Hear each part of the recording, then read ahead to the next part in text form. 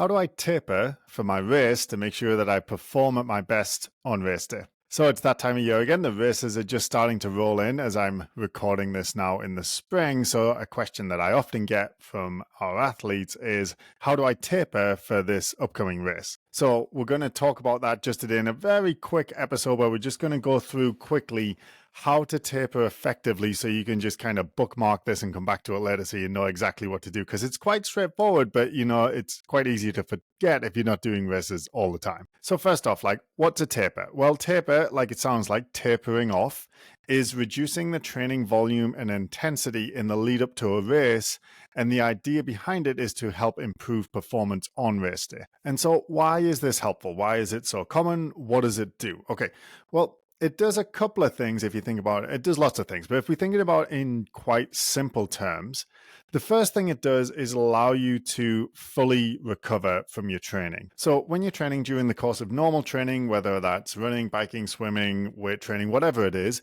you're going to cause micro trauma to the tissues of your body, the tissues being the muscles, tendons, ligaments, and bones, and the joints. And the idea with that micro trauma is it's a normal part of the adaptive process. So you do cause some micro trauma while you're out for a run. And then when you're asleep that night, the body will go in and repair that area, and it will super compensate. It'll actually make it stronger and more resilient. That's part of the training process, as long as you stay within that adaptive zone, not too much, not too little. Now, when you're training, that micro trauma is always kind of accumulating and healing, and then accumulating, then healing as you go from one workout to the next. So what the tapering period does is ensure that all of that healing is done by the time the race day comes, so you're not still healing any micro trauma, you're not still adapting to any of your previous workouts over the past few days. So essentially what your body is going to be doing is going around and sort of cleaning up all the debris, making sure everything's in tip-top shape and ready for race day. The way I think of this is, if you were a car, it's like taking your car in for a service or a tune-up, right? They're going to check the wheel alignment, they're going to check the tire depth, they're going to change the oil and all this other stuff that mechanics don't. They know how to do, so I pay them to do, because I don't know any of it. But they're going to tune it up and essentially ensure that that machine is in tip-top working order for race day. So that is one aspect of the taper that is effective. It's going to help you recover from your training and ensure that all of that tuning up is done by race day. And the other thing it's going to allow you to do is some time to top up your glycogen store. So when we're training, our muscles are using glycogen as the fuel source to propel us forward during our runs. So we're always depleting those glycogen stores while we're training. And what we want to do during the taper is reduce the volume and intensity such that those glycogen stores can be fully restocked. And in fact, what's going to happen if you reduce the volume, particularly the volume of your training, enough, your body is going to again super compensate, right? It's going to do a little extra just in case. And this is going to allow you to further top up those glycogen stores, so they're kind of stuffed full of glycogen, and we have plenty of access to that energy material on race day. And the way I think of this is, if the recovery period and the adaptation to the training that the taper is allowing is tuning up the car, then allowing the glycogen stores to fill up would be like filling up the gas tank, right? And it does kill me a little bit to call it a gas tank, but I've been in Canada too long, okay? For my English listeners, I'm sorry, it's a petrol tank, okay?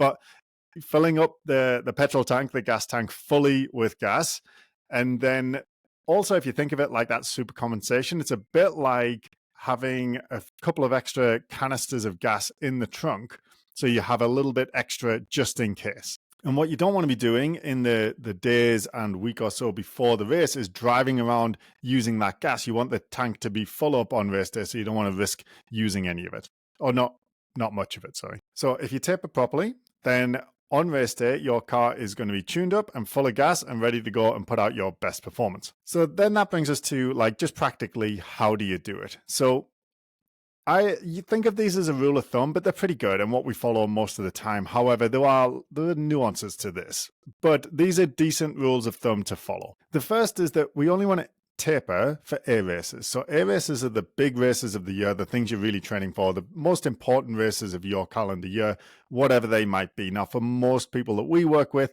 they have one or two of these a year, sometimes three, not more than that. But depending on your schedule, you're going to pick the most important races on your calendar. They're going to be your A races, and you're only going to taper for the A races. You're not going to taper for B and C races, which are the races that you feel are less important to you. Now, the duration of the taper, so the duration of the taper period when we reduce the volume, particularly, but the intensity as well, is going to be, again, rule of thumb, but if we go 2 weeks for a marathon or longer, and 1 week for a half marathon or shorter, right? So anything shorter than a marathon, you're going to taper for a week. Anything longer than a marathon, anything a marathon or longer, you're going to taper for 2 weeks. So to make that clear, because I'm not sure I was super clear there. Okay, 5K races, 10K, half marathon, you're going to taper for 1 week. Marathon, ultra marathon, anything longer, you're going to taper for at least 2 weeks. So what do we do to the training? We're going to drop the volume. So if you're normally running, let's take an example of, let's say someone's running 60 kilometers a week during the sort of peak phase of their training, and that's equating to about 6 hours of running per week. We're going to drop that volume significantly in the first week of the taper. In the second week of the taper, presuming it's a 2-week taper, we're going to kind of keep a low volume, but we're not going to lower it significantly more than that. So we drop it significantly in the first week, keep it level-ish in the second week. If this was a 1-week taper, then you would drop the volume significantly in that week, and that's all you're playing with. So we're going to drop the volume, right? That's the amount of total running that you're doing, but we're going to keep the intensity, okay? So the intensity means when you're doing interval runs, so you're doing runs with intervals or durations of time in zones 3, 4, and 5, we're going to keep some of those interval runs. We're not going to completely eliminate them, but they're going to be shorter because we've reduced the overall volume. So for example, let's say we had a runner doing 6 hours of running for the total volume of the week. Let's say we chop that in half. So now they're going to do 3 hours of total running. And one of those runs was let's say a 45 to 60 minute zone 4 interval session. That is now going to become a 25 to 35 minute zone 4 interval session.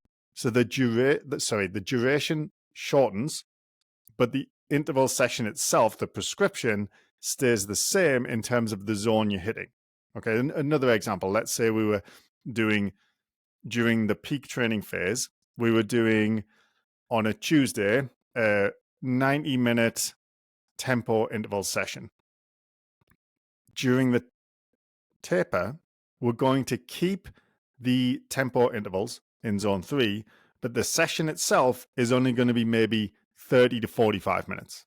Okay, so we keep the intensity, which is the zone 3, the zone 4, the zone 5 intervals themselves, but the size of the session, the duration of the session will shorten in line with the reduction in overall volume of the training week. So to sum up, in as a rule of thumb, you're going to drop the volume by 50% or more, but otherwise keep the workouts about the same, but they will be shorter. So you're going to keep the intensity, keep the intervals in zones 3 or 4 or 5, whatever we're planning. When it comes to strength training, I always look at it as there's not a lot to be gained, especially in the week, 2 weeks prior to your A race, by doing a lot of strength training. You're not going to have time to actually adapt to that strength stimulus. It's going to take a couple of weeks to adapt to it. So it's not going to help you that much for your race.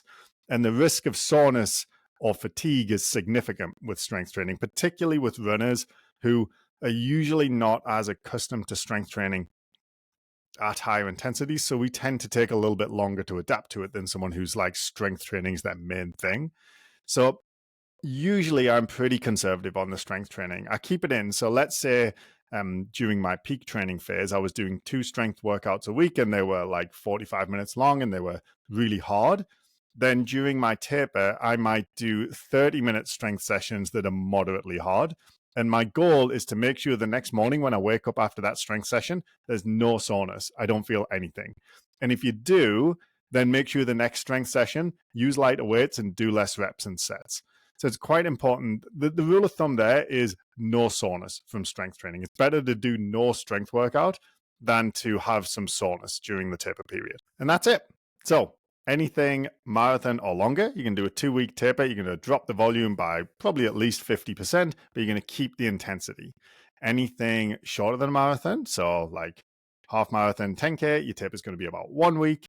And again, you're going to drop the volume significantly, about 50%-ish, but you're going to keep the intensity. So those intervals in zones 3, 4, and 5 are still going to be there. In terms of strength, we're just going to make sure whatever you do, you're not sore. Whatever it needs to look like for you to not be sore from your strength workout, that's the strength workout you can do. But ideally, we do want to keep the sessions in at the same frequency you've had them during the last few weeks of your training. And that's it. That's how you taper for a race. If you found that helpful, then please do share this with a friend. Otherwise, stay tuned and we'll have more episodes coming out next week.